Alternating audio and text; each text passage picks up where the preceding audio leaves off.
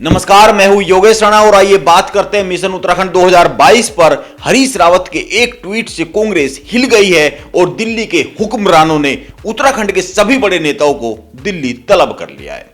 हरीश रावत, प्रीतम सिंह, गणेश गोदियाल, यशपाल आर्य समेत चारों कार्यकारी अध्यक्ष दिल्ली पहुंच गए हैं।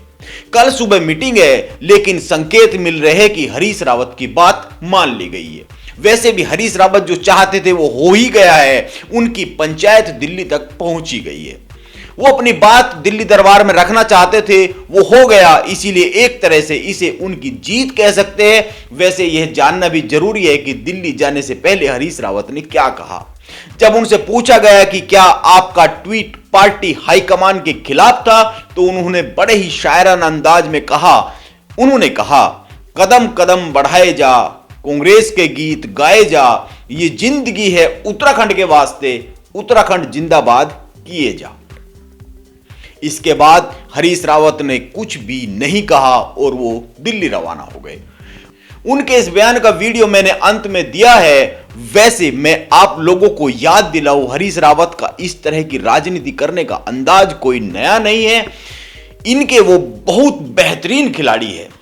आप याद कीजिए, जब विजय बहुगुणा मुख्यमंत्री थे और हरीश रावत अखबार के दफ्तरों में चिट्ठियां भिजवाया करते थे और पत्रकारों को फोन कर कहा करते थे कि आपको मसाला भेजा है, लेटर बम फोड़ दो। उस जमाने में खूब लेटर बम फूटे। इन लेटर बम में क्या होता था यह जान लीजिए। इनमें विजय बहुगुणा सरकार के कुछ राज और कमियां हुआ करती थी। विभागों से जुड़े गोलमाल के मामले हुआ करते थे। हरीश रावत उस समय चिट्ठियां भेजा करते थे और आज ट्वीट करते हैं। ट्वीट भी एक तरह की चिट्ठी ही है नए जमाने में।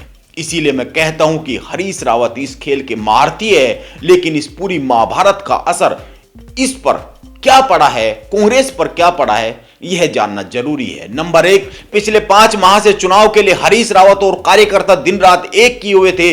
अचानक हुए इस हंगामे ने सबको बाधित कर दिया है। नंबर 2, कांग्रेस नीचे से लेकर ऊपर तक 2 भागों में साफ साफ बट गई है। गोविंद सिंह कुंजवाल, हरीश धामी, प्रदीप टमटा, गणेश गोदियाल ने खुलकर बयान दिए और यह कह दिया कि हरीश रावत जो चिंता जता रहे हैं वह सही है, उसका समर्थन किया है। नंबर 3, भाजपा को एक बैठे बैठाए मुद्दा मिल गया। इस तरह की घटनाओं से विरोधी पार्टियों के कार्यकर्ताओं का मनोबल बढ़ता है और उस पार्टी के कार्यकर्ताओं को मनोबल गिरता है जिसमें इस तरह की पंचायत होती है। इसीलिए मुख्यमंत्री धामी ने कहा भी है कि कांग्रेस कई गुटों और गिरोह में बटी है। आम कांग्रेसी को यह पता ही नहीं है कि उनका असली नेता कौन है। अब कल का इंतजार जरूरी है। देखते हरीश रावत क्या खोते हैं और क्या हासिल करते हैं। यह पूरी लड़ाई पाने और खोने की है। नमस्कार, आप बने रहे मेरे साथ। बुलाया है मुझे, मैं कल जा रहा हूँ। सर, हरीश रावत मीडिया में एक पोस्ट लिखी थी सर, उस पोस्ट का मतलब समझा दीजिए। 36 घंटे हो चुके हैं, आपकी पार्टी के नेता भी जानना चाह रहे हैं आखिरकार वो क्या है पोस्ट। ट्वीट ही है, सीधा साधा है, देख लो तो शब्द जरा गिन ज्ञान करके देखो। बहुत सीधा, सिंपल और दिल से निकला हुआ ट्वीट है।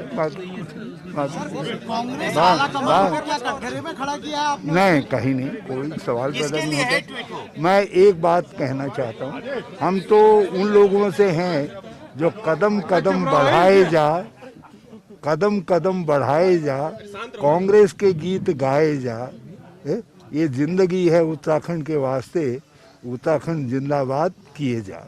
मुख्यमंत्री कौन बनेगा?